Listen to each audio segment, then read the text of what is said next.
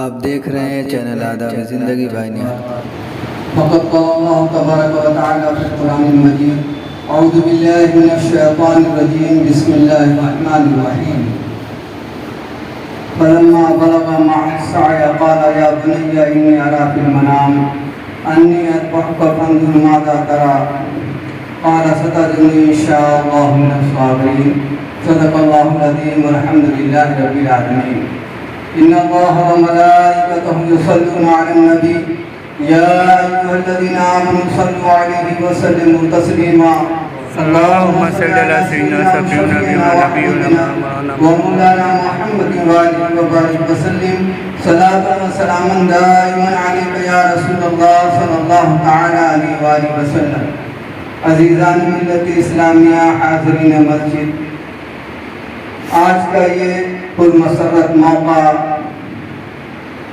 شادمانی و فرحانی کا دن جسے ہم عید الاضحیٰ کے نام سے یاد کرتے ہیں، اللہ تبارک و تعالی کی بہت بڑی نوازش ہے، احسان ہے، فضل و کرم ہے کہ اللہ نے ہمیں اپنے حبیب کے صدقے اور توفیق یہ دن عطا فرمایا، اور اس دن کو ہمارے لیے میزبانی کا شرف بخشا کہ اللہ تبارک و تعالیٰ کہ ہم اس دن میں مہمان ہوا کرتے ہیں۔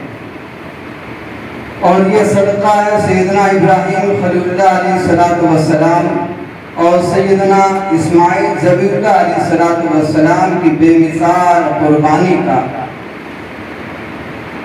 آپ جانتے ہیں کہ خالق کائنات نے جتنی مخلوقات پیدا فرمائی ہیں، ان تمام مخلوقات میں سب سے زیادہ افضل، اشرف اور بلند مرتبہ جس مخلوق کو بنایا ہے وہ ہے انسان، اور انسان کو اللہ نے صرف اپنی عبادت کے لیے پیدا کیا اور عام انسانوں کی رہنمائی کے لیے اللہ نے اپنے مقرر نبیوں کو مبعوث فرمایا، بھیجا۔ اسی مقرر مرسلین اور نبیین میں سے سیدنا ابراہیم خلیل اللہ علیہ السلام کی ذات گرامی، آپ کی ولادت باسعادت کا جب وقت آیا تو وہ زمانہ نمرود کا تھا۔ نمرود جو ایک کافر و مشرک شخص اور خدائی کا دعویٰ کرنے والا شخص تھا۔ آپ جانتے ہیں کہ ایک زمانہ ایسا بھی تھا کہ جس میں علم نجوم کے لوگ بڑے ماہر ہوا کرتے تھے، آسمان کے ستاروں کو دیکھ کر حالات بتایا کرتے تھے کہ کل کیا ہونے والا ہے۔ یہ جب نمرود تخت سلطنت پر بیٹھا ہے تو سیدنا ابراہیم خلیل اللہ علیہ السلام کی ولادت ابھی نہیں ہوئی تھی۔ تخت سلطنت پر بیٹھنے کے بعد تمام نجومیوں کو اکٹھا کیا اور اپنی عادت کے مطابق ماہرین علم نجوم سے کہا کہ اب آپ لوگ میرے بارے میں، میرے تخت سلطنت کے سلسلے میں مستقبل کے ادوار کو دیکھیں کہ مستقبل میں ہمارے اوپر کوئی آفت آنے والی تو نہیں، مستقبل میں ہمارا یہ تخت چھیننے والا تو نہیں۔ تمام ماہرین علم نجوم نے اپنے سروں کو جھکایا اور علم جفر، علم نجوم کے مطابق تمام چیزوں کو دیکھنے کے بعد جب سر اٹھایا ہے تو بادشاہ وقت نے پوچھا کہ کیا بات ہے، کیوں خاموش ہو؟ ماہرین علم نجوم کہتے ہیں کہ اے بادشاہ، ایک بچہ ایسا پیدا ہوگا جو آپ کے تخت سلطنت کو نیست و نابود کر دے گا، ختم کر دے گا۔ اب بادشاہ وقت نمرود منرون بڑا ہی حیران و پریشان ہوا۔ دنیا داروں کے لیے دولت ہی بہت اہم چیز ہوا کرتی، تخت سلطنت پر بیٹھنے والے اور اس کے متلاشی کے لیے جو اس کے خواہاں ہوتے ہیں، اس کے طلبگار ہوتے ہیں، ان کے لیے تخت سلطنت سے بڑھ کر کوئی چیز نہیں ہوتی۔ وہ بادشاہ بھی اسی کا دلدادہ تھا، کہنے لگا کہ اس کی کوئی ترکیب بتاؤ۔ نجومیوں نے کہا کہ اس کا وقت 2 سال کا ہے، 2 سال کے اندر کوئی مرد اپنی بیوی سے نہ ملے اور جو بچے پیدا ہو ان کو قتل کر دیا جائے۔ غور کیجیے، مخلوق خدا پروردگار عالم کی مخلوقات کو قتل کرنا یہ کتنا عظیم جرم ہے۔ اس طرح جو بچے پیدا ہوتے وہ قتل کر دیے جاتے اس لیے کہ وہ نمرود کا حکم تھا، یہ اعلان سنا دیا گیا۔ لیکن اللہ کی مرضی جو ہوتی ہے، انسان لاکھ کوششیں کر لے، ہوتا وہی ہے جو رب العالمین کی مرضی ہوتی ہے۔ اللہ تبارک و تعالیٰ کو اپنے حبیب اور اپنے خلیل سیدنا ابراہیم خلیل اللہ علیہ السلام کی ولادت باسعادت کرنی تھی، چنانچہ ان کے بھائی کہتے ہیں کہ میں ایک غار ایسا جانتا ہوں کہ جہاں تک کسی کی رسائی نہیں ہے، میں آپ کی اہلیہ کو اسی غار میں لے جاؤں گا اور زندگی گزارنے کی تمام سامان کو مہیا کر دوں گا، اسی میں آپ کی اہلیہ کے بطن سے جو اللہ تبارک و تعالیٰ کا مقرب بندہ پیدا ہونے والا ہے اسی غار میں اس کی ولادت ہوگی۔ سیدنا ابراہیم خلیل اللہ علیہ السلام کی والدہ محترمہ کو لے کر اسی غار میں گئے۔ ان کے بھائی حاران نے اپنی بیوی کو خدمت کے لیے لگا دیا اور خود باہر بکریاں چراتے تھے۔ وقت ولادت آیا، آپ کی ولادت باسعادت ہو گئی۔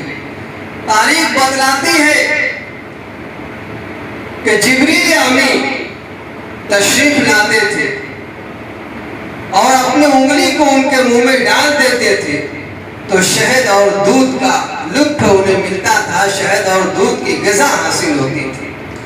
اور یہ بھی تاریخ بتلاتی ہے کہ آپ ایک مہینے میں اتنا بڑھتے تھے جتنا کہ عام بچے ایک سال میں بڑھا کرتے تھے، یا ایک دن میں اتنا بڑھتے تھے جتنے کہ عام بچے ایک مہینے میں بڑھا کرتے تھے۔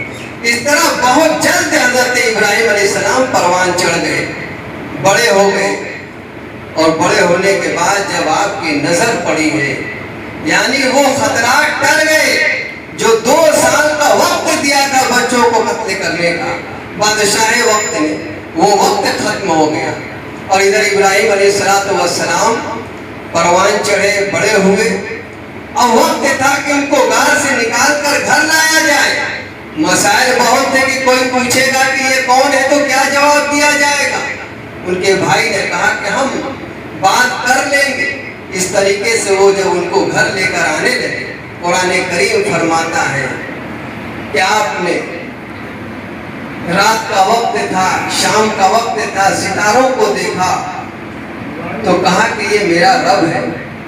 جب صبح ہوئی غائب ہو گئے ستارے، کہا یہ میرا رب نہیں تھا۔ فلما افلا لا احب الافلین، جب وہ غائب ہو گئے تو کہا کہ غائب ہونے والے میرے رب نہیں ہو سکتا۔ پھر چاند کو دیکھا، کہا یہ میرا رب ہے، وہ غائب ہوا، کہا غائب ہونے والے میرے رب نہیں ہو سکتے۔ سورج کو دیکھا، کہا یہ میرا سب سے بڑا رب ہے، لیکن جب رات آئی وہ بھی غائب ہوا، کہا یہ بھی میرا رب نہیں ہو سکتا۔ اس کے بعد اللہ تبارک و تعالیٰ نے آپ کی رہبری فرمائی، آپ نے فرمایا انی وجہت وجہی للذی فطر السماوات والارض حنیفا وما انا من المشرکین، کہ میں نے اپنی ذات کو، اپنے رخ کو اس ذات کی طرف پھیرا ہے جس نے آسمان و زمین کی تخلیق فرمائی۔ آپ سمجھ گئے کہ رب العالمین وہی ہے جس نے آسمان اور زمین کو پیدا فرمایا، اور فرماتی کہ وما انا من المشرکین، میں شرک کرنے والوں میں سے نہیں۔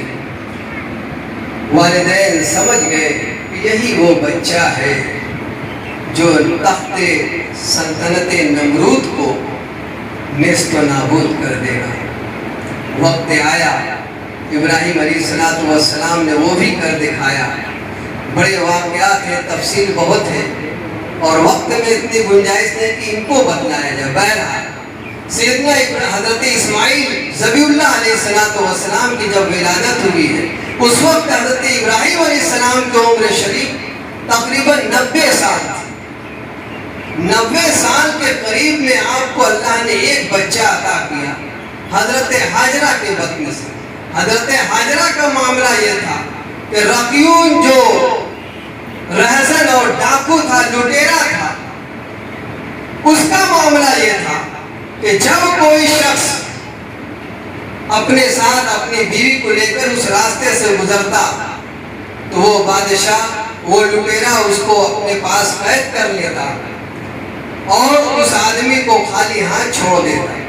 تو حضرت حاجرہ کے ساتھ بھی یہ معاملہ ہوا، لیکن جب وہ بدتمیزی پر آمادہ ہوتا تو اس کے ہاتھ پیر شل ہو جاتے. اللہ کی قدرت پروردگار جانتا ہے کہ یہ حاجرہ وہ شخصیت ہے جس کے بدن سے آگے چل کر نبی آخر الزمان حضور محمد رسول اللہ صلی اللہ علیہ وآلہ وسلم کی ولادت باسعادت ہوگی. انہی کے سلسلے نسب سے ہمارے محبوب کی ولادت ہوگی.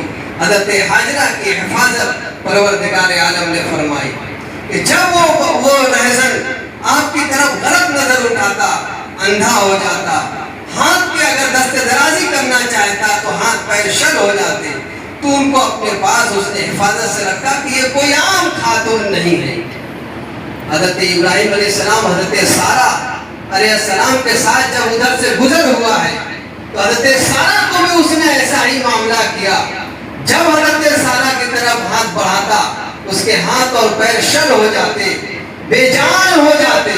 اس نے دیکھا کہ یہی معاملہ اس عورت کے، اس خاتون کے ساتھ بھی ہے جو معاملہ حضرت حاجرہ کے ساتھ ہوا تھا. بالآخر وہ تائب ہوتا ہے اور حضرت ابراہیم علیہ السلام پر ایمان لاتا ہے. ایمان لانے کے بعد حضرت ابراہیم خلیل اللہ علیہ السلام سے کہتا ہے کہ میں آپ کی خدمت میں ایک لونڈی، ایک باندی دینا چاہتا ہوں اور آپ کا اس سے نکاح کرانا چاہتا ہوں. اگر آپ راضی ہو تو میں اسے آپ کی خدمت میں پیش کروں. اور یہ جان لیجئے یہ جو خاتون ہے یہ بھی بڑی پارسا، بہت ہی نیک اور صالحہ ہے، عابدہ ہے، اللہ تبارک و تعالیٰ کی بہت مقرب بنتی ہے. حضرت ابراہیم علیہ السلام تیار ہوئے، لائے حضرت حاجرہ کو اور حضرت حاجرہ سے نکاح ہوا. اب 2 بیویاں آپ کی ہو گئی، لیکن پہلی بیوی کیسے برداشت کرے؟ حضرت حاجرہ ساتھ ہے. بالآخر ایک وقت ایسا آیا کہ حضرت سارہ نے حضرت ابراہیم علیہ السلام سے کہا کہ آپ ان کو کہیں اور رکھیے. پروردگار عالم کا حکم ہوا کہ اے ابراہیم، حاجرہ کو مکے کی سرزمین میں چھوڑاؤ. اللہ تبارک و تعالیٰ کا حکم ہے. انسان جب اپنے عقل لگاتا ہے تو حیران ہوتا ہے کہ ایسی جگہ پروردگار عالم نے چھوڑنے کا حکم دیا ہے جہاں کوئی رہنے والا انسان نہیں، پرخار وادیاں ہیں، جھاڑیاں ہیں اور پتھریلی زمینیں ہیں، پہاڑ ہیں، چٹانیں ہیں. کیسے زندگی گزر بسر ہوگی؟ لیکن اللہ کا حکم تھا. حضرت ابراہیم علیہ السلام پوری زندگی آپ کی یہی درس دیتی ہے کہ اے قیامت تک آنے والے صاحب ایمان سنو، اللہ کے حکم کے آگے کوئی چیز درمیان میں حائل نہیں ہونی چاہیے. اگر خدا کا حکم آ گیا تو اسے کر گزرو، پھر تمہارے بال بچے بیویاں کوئی رکاوٹ درمیان میں نہیں آنی چاہیے. آپ کی زندگی سے یہ درس ملتا ہے، سبق ملتا ہے. اس لیے کہ جو بھی یہ سب اللہ ہی کر دیا ہے. اللہ تبارک و تعالیٰ کا حکم تھا، آپ نے بے آب و گیا مقامات میں حضرت حاجرہ کو چھوڑ دیا اور حضرت اسماعیل علیہ السلام کی ولادت باسعادت ہو چکی ہے. تقریباً آپ 7-2 سال کے ہیں. اب ایسے مقام پر چھوڑ کر جب گزرتے حضرت حاجرہ نے دامن پکڑا، اے میرے سرتاج، میرے خلیل، میرے شوہر، آپ مجھے اس وادی میں چھوڑ کر کہاں جا رہے ہیں؟ کیا اللہ کا یہی حکم ہے؟ حضرت ابراہیم علیہ السلام فرماتے ہیں ہاں، اللہ کا یہی حکم ہے. حضرت حاجرہ اللہ کی نیک بندی تھی، جو ہی سنا کہ اللہ کا یہی حکم ہے سر تسلیم خم ہو گیا. جب پروردگار کا یہی حکم ہے تو وہ مجھے ضائع نہیں کرے گا. اگرچہ اس وادی میں پانی نہیں ہے، کہیں کھانے پینے کی اشیاء نہیں ہے، اللہ کا حکم ہے تو وہ مجھے برباد نہیں کرے گا، ضائع نہیں ہونے دے گا. وہ میرے لیے خورد و نوش کا انتظام کرے گا. حضرت ابراہیم علیہ السلام وہاں سے واپس لوٹ آئے. حضرت اسماعیل علیہ السلام، مشہور واقعہ ہے کہ جب پیاس لگی ہے، پانی کہیں دور دور تک نظر نہیں آتا، एड़ियाँ रगड़ रहे हैं, प्यास की शिद्दत सता रही है। सफ़ा और मरवा हजरत हाजरा दौड़ रही है कि कहीं पानी नजर आ जाए। 7 चक्कर लगा डाला लेकिन पानी न मिला। बिलाखिर कुछ आवाज़ सुनाई पड़ी पानी के निकलने की, चश्मे के नमूदार होने की। हजरत इस्माइल के पास जब आती है तो देखती कि एक चश्मा निकल रहा है ज़मीन से और पानी इतनी स्पीड से उसका बह रहा है कि अगर आप न रोकती तो शायद पूरे अरब में वो पानी फैल जाता। आपको मेड़ बनाने लगी आप और कहती थी जम जम, रुक जा ठहर जा, और उसकी मेड़ बना दी। आपने जम जम कहा, उसको रुकने का हुक्म दिया तो वो पानी रुक गया। मुफस्सिरीन लिखते हैं कि अगर आप उसे न रोकती तो पूरे दुनिया के लिए वो पानी काफ़ी हो जाता। इस कदर बरकतें हैं उसके अंदर। आज वही ज़मज़म, ऐसी सलाहियत परवरदिगार ने उसके अंदर रखी है कि उसके अंदर ग़िज़ाइयत भी है और माइयत भी है। यानी वो ग़िज़ा का भी काम करता है और प्यास बुझाने का भी काम करता है। वो चीज़ है ज़मज़म। अगर आदमी खाना ना खाए, सिर्फ ज़मज़म पर इक्तफा करे तो इंशाअल्लाह ताला उसकी सेहत कभी ख़राब नहीं हो। इसलिए कि उस ज़मज़म के अंदर ग़िज़ाइयत भी है, हर तरह के विटामिन से भी है, वो काफ़ी है तन्हा। अमराज से शिफा भी है उसके अंदर। और क्यों ना हो, अल्लाह के मुकर्रब बंदे, अल्लाह के नबी से उस पानी को निस्बत हो गई है और निस्बत ही का तो असर हुआ करता है। बहरहाल हज़रत इस्माइल ज़बीहुल्लाह अलैहिस्सलातु वस्सलाम को देखने के लिए हज़रत इब्राहीम अलैहिस्सलाम हर साल तशरीफ़ लाते थे। जब अल्लाह का हुक्म हुआ कि इब्राहीम अब मेरे लिए एक घर तामीर करो, एक घर मेरे लिए बनाओ।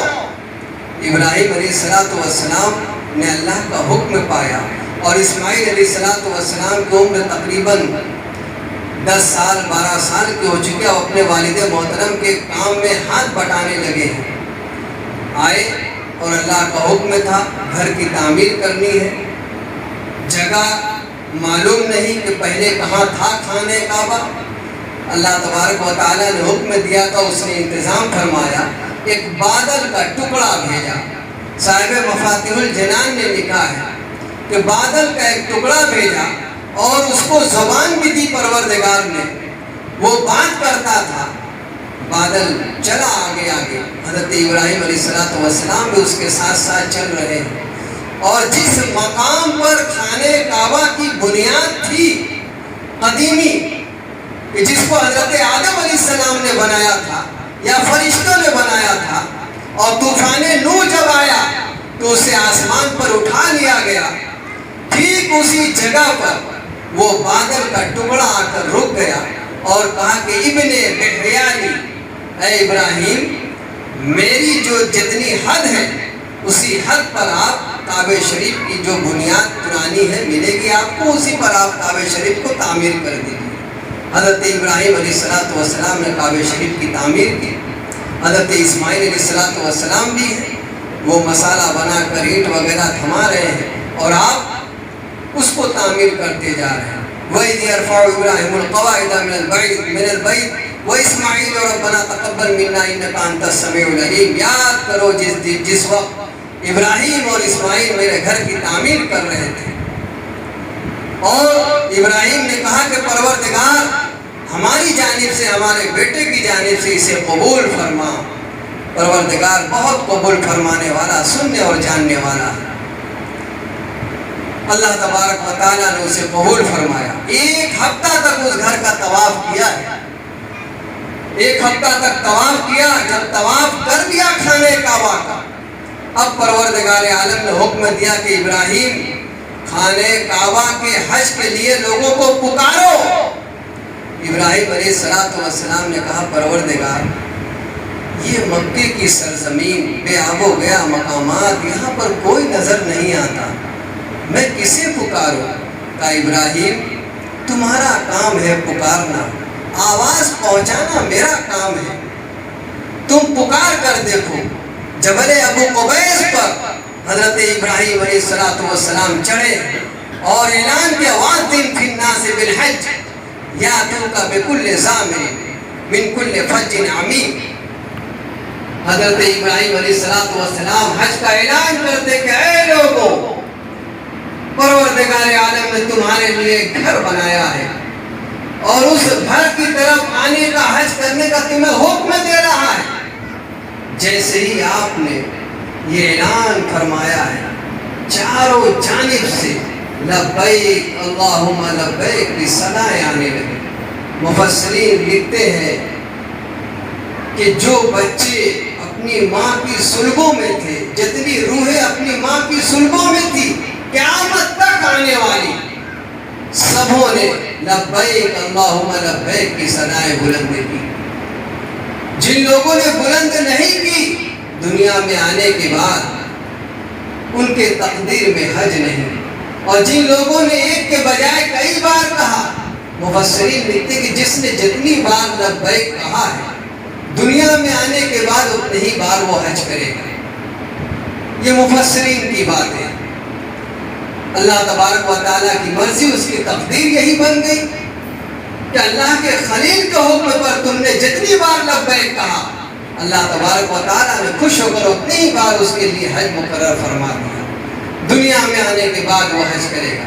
وہ مفسرین یہ بھی لکھتے ہیں کہ ہر چہار جانب سے، شجر و حجر، شمس و قمر، یعنی سب سے یہ آوازیں آنے لگی کہ لبیک اللہم لبیک، حاضر ہے ہم حج کے لیے، اللہ کے لیے حاضر ہے۔ جب اس سے فارغ ہوئے، صاحب مفاتیح الجنان اس میں لکھتے ہیں کہ آخر میں جو آواز تھی لبیک کی، وہ ایک بہت بڑا جم غفیر، بہت بڑا ہجوم تھا۔ ابراہیم علیہ السلام نے جب اسے سنا، کہا من ہؤلاء الذین اسمعوا اصواتهم یا الہی، یہ کون لوگ ہیں جن کی آواز میں آخر میں سن رہا ہوں اور بڑی کثرت سے سن رہا ہوں؟ پروردگار نے فرمایا، ہے میرے خلیل، میرے دوست، کیا تم نہیں جانتے ہم خیر الامم وامت محمد صلی اللہ علیہ وآلہ وسلم، یہ جو آخری میں آواز تم نے سنی ہے لبیک اللہم لبیک کی، یہ سب سے بہترین امت ہے، یہ میرے حبیب محمد رسول اللہ صلی اللہ علیہ وآلہ وسلم کے امتی ہے۔ حضرت ابراہیم علیہ السلام کو اشتیاق پیدا ہوا کہ میں ان کی میزبانی کروں، ان کی ضیافت کروں، اس لیے کہ حضرت ابراہیم علیہ السلام بڑے مہمان نواز تھے، کسی وقت کا کھانا بغیر مہمان کے نہیں کھاتے تھے، مہمان کے انتظار میں رکے رہتے تھے، کوئی آئے میں اس کے ساتھ کھانا کھاؤں۔ پروردگار نے فرمایا ٹھیک ہے، تم کافور لے لو اور اسے ہوا میں بکھیرو۔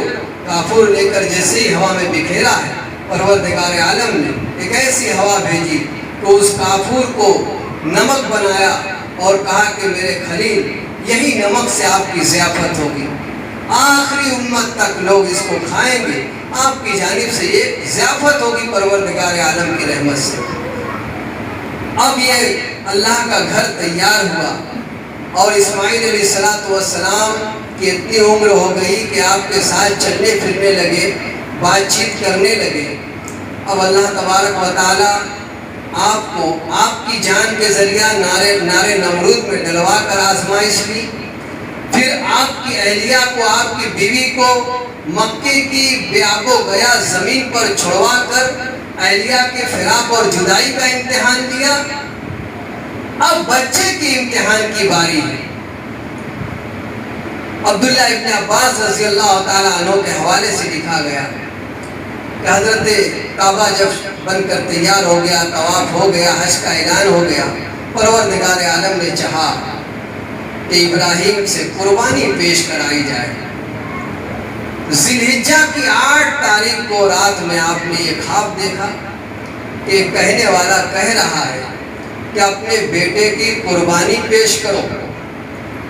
حضرت ابراہیم علیہ السلام جب بیدار ہوئے ہیں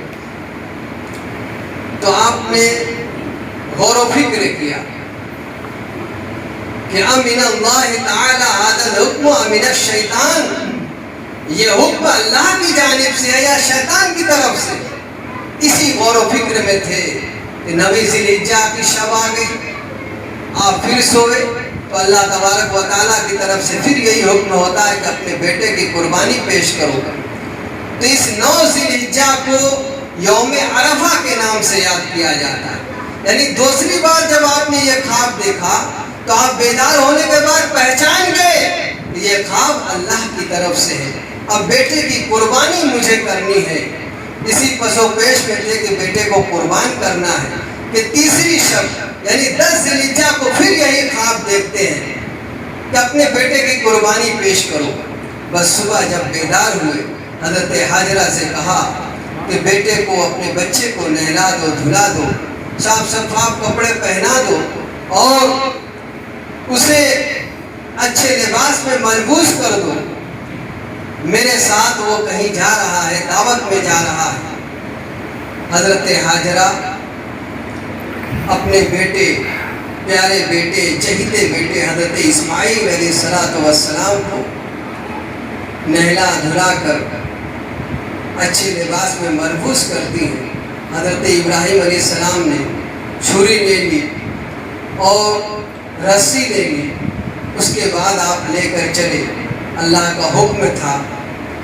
شیطان لعین آپ جانتے ہیں کہ جس نے گمراہ کرنے کا بیڑا اٹھایا ہے, اور گمراہ کس کو کرتا ہے؟ چور چوری وہی کرتا ہے جہاں دولت ہوتی ہے. جس کے پاس دولت ہی نہیں ہوگی تو وہاں چور چوری کیوں کرنے جائے گا؟ تو شیطان حملہ آور انہی پر ہوتا ہے جن کے پاس ایمان کی دولت ہوتی ہے, جن کے پاس عقیدے کی دولت ہوتی ہے, جن کے پاس محبت الہی کی دولت ہوتی ہے, جن کے پاس محبت رسول کی دولت ہوتی ہے, جن کے پاس محبت اہل بیت کی دولت ہوتی ہے, انہی پر شیطان حملہ آور ہوتا ہے. اس دولت کو چھین لیا جائے تو یہ بے دین ہو جائے گا, اللہ سے دور ہو جائے گا, اس کی رحمت سے دور ہو جائے گا. اب حضرت ابراہیم علیہ السلام, حضرت حاجرہ علیہ السلام, حضرت اسماعیل ذبیح اللہ علیہ السلام یہ اللہ کے مقرب نبی ہے. حضرت حاجرہ ولیہ ہے, اللہ کی مقرب بندی ہے, اور شیطان حملہ آور ہو رہا ہے کہ کیسے ان کو بہکایا جائے. سب سے پہلے والد محترمہ کے پاس آتا ہے کہ حاجرہ کیا آپ جانتی ہیں کہ آپ کے بچے کو اس کے والد کہاں لے جا رہے ہیں؟ کہا کہ کہیں دعوت میں لے جا رہے ہیں, اپنے ساتھ کہیں لے جا رہے ہوں, ان کا بچہ ہے, ان کا بیٹا ہے. کہا تم نہیں جانتے ان کو ذبح کرنے لے جا رہے ہیں. کہا ذبح کرنے؟ کہا کیوں؟ کہا یہ اللہ کا حکم ہے. کہا تو جب اللہ کا حکم ہے تو پھر حاجرہ اللہ کے حکم میں ذرہ برابر بھی تبدیلی نہیں آنے دے گی. اللہ کا حکم ہے تو حضرت حاجرہ کا سر تسلیم خم ہے. ایک اسماعیل میں ہزاروں اسماعیل ہو تو اللہ کے حکم پر قربان ہے. جب دیکھ لیا کہ یہاں ذرہ برابر بھی فرق نہیں پڑتا ایمان میں, ایمانی قوت میں, پھر آتا ہے حضرت ابراہیم علیہ السلام کے پاس, اسماعیل علیہ السلام کے پاس کہ یہ بچے ہیں شاید یہ بہک جائیں. ان کا بھی جواب وہی ہے, جب اللہ کا حکم ہے تو اللہ کے حکم پر سر تسلیم خم ہے. ہم قربان ہونے کے لیے تیار ہیں, ہم قربان ہو جائیں گے اللہ کے حکم پر. حضرت جب وہاں سے بھی ناکام ہوا, حضرت ابراہیم علیہ السلام کے پاس آتا ہے کہ آپ یہ کیا کرنے جا رہے ہیں؟ کہیں کوئی باپ اپنے بیٹے کو ذبح کرتا ہے؟ آپ نے پڑھا ملعون تو ہٹ جا, دور ہو جا, لا حول ولا قوت الا باللہ, مجھے میرے رب کے حکم سے کوئی شے نہیں روک سکتا. بیٹا بھی تیار ہے, باپ بھی تیار ہے. باپ بیٹے سے بھی کہہ رہے ہیں کہ بیٹا اللہ کا حکم ہے کہ میں تمہیں ذبح کروں. بیٹا کہتا ہے ستجدنی انشاءاللہ من الصابرین. افعل, اے میرے والد محترم, جس چیز کا آپ کو حکم دیا گیا ہے اسے آپ کر گزریے, انشاءاللہ تعالی مجھے آپ صابرین میں سے پائیں گے, صبر کرنے والوں میں سے پائیں گے. میں بھی بیتاب ہوں, بے چین ہوں اللہ کے حکم پر قربان کرنے کے لیے اپنے آپ کو. آپ جلدی کیجیے. اب وہ وقت آیا کہ جس جگہ آپ کو قربانی کرنی تھی وہاں پر آپ نے ان کو لیٹایا. لیٹانے کے بعد آپ چاہتے ہیں کہ قربانی کرے. حضرت اسماعیل علیہ السلام فرماتے ہیں کہ والد محترم، آپ کی شفقت، آپ کی محبت، مجھے اس بات کا خوف ہے کہ کہیں چھری چلانے میں درمیان میں آپ کی محبت نہ آ جائے، اس لیے آپ میرے ہاتھ پیر باندھ دیجئے، میرے ہاتھ پیر میں لغزش نہ آ جائے، اس لیے آپ میرے ہاتھ پیر کو باندھ دیجئے. آپ نے ہاتھ پیر کو باندھا اور پھر قربانی کرنی چاہیے. آپ نے پھر فرمایا کہ والد محترم میرے ہاتھ پیر کھول دیجئے.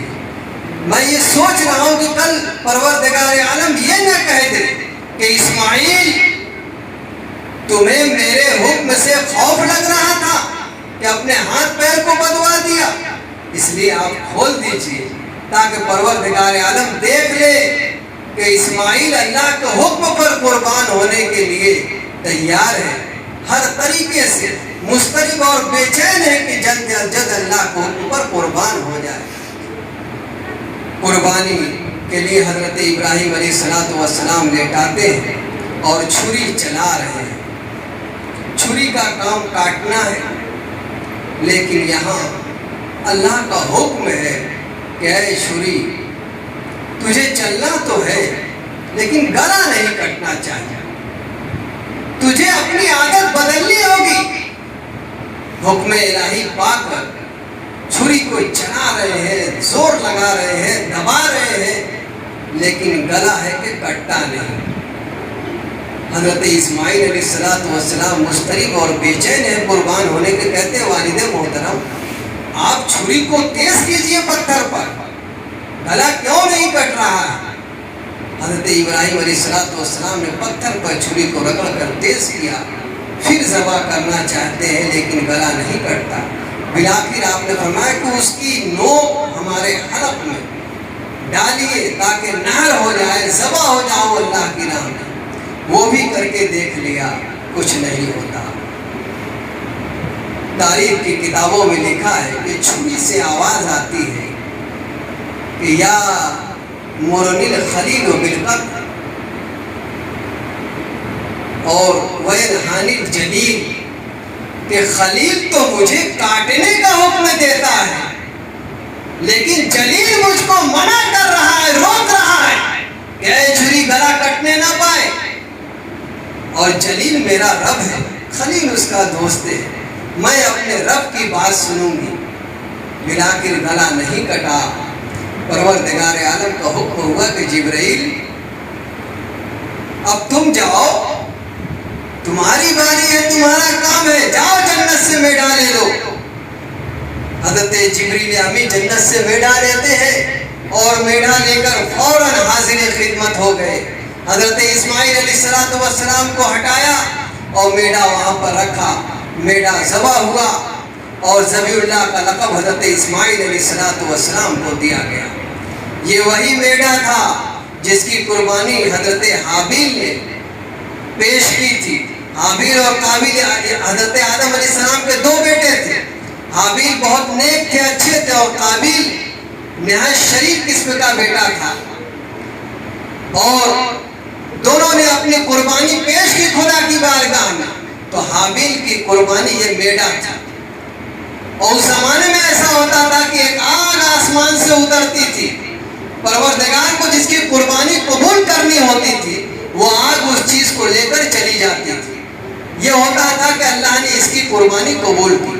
تو وہ میڈا جو حابیل کا تھا، اس آگ نے اس میڈے کو لیا اور خدا کی بارگاہ میں جنت میں چلی گئی. وہ میڈا جنت میں چل رہا تھا، پروان چڑھ رہا تھا، اور حضرت اسماعیل ذبیح اللہ علیہ السلام کے لیے وہی میڈا جنت سے لایا گیا، ذبح ہوا. اور وَفَدَيْنَاهُ بِذِبْحٍ عَظِيمٍ کی صدائے بلند کی پروردگار نے، اے میرے خلیل، اے میرے دوست، ہم نے اسماعیل کا بہترین عظیم فدیہ ادا کیا ہے قربانی دے کر. یہ میڈا دے کر ہم نے ان کا فدیہ ادا کیا. ذبیح اللہ کا لقب حضرت اسماعیل علیہ السلام کو ملا، لیکن ذبح ان کی جگہ میڈا ہوا. اسی قربانی کی یاد کو ہم اور آپ مناتے ہیں. صحابہ اخیار बारगाह रसूल में हाजिर हुए कि या रसूल अल्लाह मा हाज़िल अज़ाही, ये कुर्बानी के जानवर जिनको हम अल्लाह की राह में पेश करते हैं, कुर्बान करते हैं, ये क्या है? वमा लना फ़ीहा या रसूल अल्लाह। आका ने फरमाया कि सुन्नत अबीकुम इब्राहीम अलैहिस्सलाम, ये कुर्बानी के जानवर जिसको तुम पेश कर रहे हो अल्लाह की बारगाह में, जिनकी कुर्बानी पेश करते हो, ये इब्राहीम अलैहिस्सलाम की सुन्नत है। साहबा अखियार ने फिर फरमाया कि इसमें हमारे लिए क्या है, यानी क्या फायदा हमारा है इसमें? आका ने फरमाया बिकुल्लि शअरतिन हसना, हर बाल के बदले तुम्हें नेकी अता की जाती है। फिर साहबा अखियार ने कहा कि जानवर तो बहुत तरह के, कुछ ऐसे भी जानवर हैं जिनके जिस्मों पर कसीर बाल हुआ करते हैं, बहुत ज्यादा बाल होते हैं। तो कहा कि वमस्सुफो लना या रसूल अल्लाह, अल्लाह के रसूल, वो जानवर जिनकी पुष्ट पर बड़ी कसरत से बाल होते हैं, उसमें क्या हुक्म है? आका ने फरमाया उसके भी हर बाल के बदले तुम्हें नेकी दी जाती है। साहबा एज़ाम समझ गए कि इसमें हमारे लिए बड़ी मनफात है, बड़ा नफा है।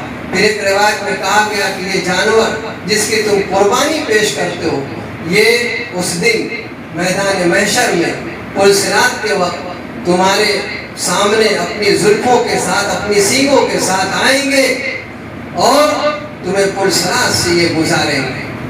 और कुरान करीम कहता है लन यनालल्लाह लहुमा वला दिमाओ वलाकिन यनालुहु तक़वा मिनकुम। ये असल बात कुरान ने बतलाई कि ये जो कुर्बानी का जानवर तुम अल्लाह की बारगाह में कुर्बानी पेश करते हो, तो क्या उसका गोश्त खुदा की बारगाह में पहुंचता है? क्या उसका खून खुदा की बारगाह में पहुंचता है? नहीं। कुरान कहता है लन यनालल्लाह लहुमा वला दिमाओ वलाकिन यनालुहु तक़वा मिनकुम, कि हरगिज़ खुदा की बारगाह में तुम्हारे जानवर का गोश्त और खून नहीं पहुंचता, बल्कि क्या पहुंचता है? तुम्हारा तक़वा, तुम्हारे दिलों में जो खुलूस है, जो मोहब्बत इलाही है, जो इस्लामी लगन है, जो ईमानी जोशो वलवला है, वो अल्लाह की बारगाह में पहुंचता है। और रिवायत कहती है कि जानवर का खून जमीन पर गिरने से पहले मकामे खास में पहुंच जाता है। अब कुरान कहता है कि तुम्हारा जानवर का गोश्त और खून नहीं पहुंचता, हदीस कहती है कि तुम्हारे जानवर का खून जमीन पर गिरने से पहले मकामे खास में पहुंच जाता है। अब ये कुरान की ये जो बात है कि बल्कि तुम्हारा तकवा पहुंचता है, तो ऐसा मालूम होता है कि हदीस ने जो कहा वो भी सही है, कुरान ने जो कहा वो भी सही है। कि हदीस शरीफ ने कहा कि मकामे खास में खून पहुंचता है, तो गोया कि ये खून जब वहां पहुंचता है मकामे खास में, तो इससे इसको टेस्ट किया जाता है कि इस जानवर को जो ज़बह किया गया, ज़बह करने वाले के अंदर कितना तक़वा था, कितना खुलूस था, कितनी लिल्लाहियत थी, कैसी नीयत थी, किस नीयत से जानवर को खरीदा था? दिखावा और रियाकारी के लिए खरीदा था या अल्लाह की राह में ज़बह करने के लिए खरीदा था? तो उस खून से गोया के एक टेस्ट होता है, और जिस नतीजे पर, जिस दर्जे का वो खून होता है, उसी हिसाब से तक़वा लिख दिया जाता है कि फला शख्स की कुर्बानी इस दर्जे की, इस तक़वे की है। तक़वा की पैमाइश क्या है वो बतला दिया जाता है। तो ये तक़वा वहाँ खुदा की बारगाह में पेश किया जाता है। तो उसी सुन्नत को हम और आप अदा करते हैं, और इस अजीम दिन की शुक्राने की अदायगी के लिए हम और आप इस अल्लाह के घर में हाजिर हुए हैं। दो रकत वाजिब नमाज ईद उल अज़हा की पढ़कर अल्लाह की बारगाह में अल्लाह के लिए शुक्रिया अदा करेंगे। तो परवरदिगार तूने हमें ये मुबारक दिन, बाबरकत दिन और अजीम दिन अता फरमाया है। लाख लाख तेरा शुक्र एहसान है, और उसकी अदायगी में हम ये 2 रकत नमाज़ें वाजिब ईद उल अज़हा की अदा करते हैं।